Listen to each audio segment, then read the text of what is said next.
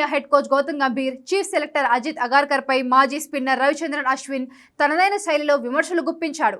టీ20లో century చేస్తేనే test టీంలోకి తీసుకుంటారని వ్యంగ్యాస్త్రాలు సంధించాడు.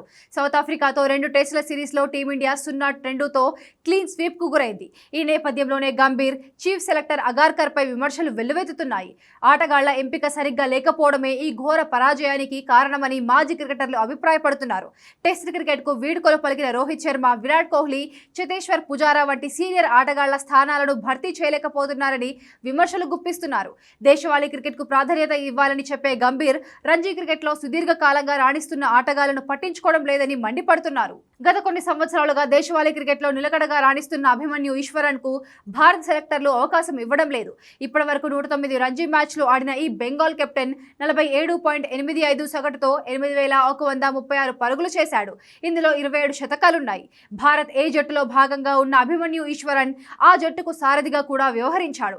2001లో తొలిసారిగా టీమిండియా టెస్ట్ టీం పిలుపును అందుకున్న అభిమన్యు ఈశ్వరన్ ఇప్పటి వరకు అరంగేట్ర క్యాప్ అందుకోలేకపోయాడు.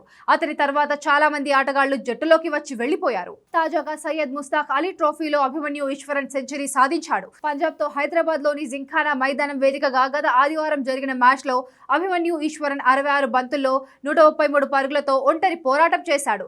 మరే బ్యాటర్ కూడా 9 పరుగుల కంటే ఎక్కువ చేయలేదు. అభిమన్యు సెంచరీని ప్రస్తావిస్తూ అశ్విన్, గంభీర్, అగార్కర్లపై తనదైన శైలిలో విమర్శలు గుప్పించాడు.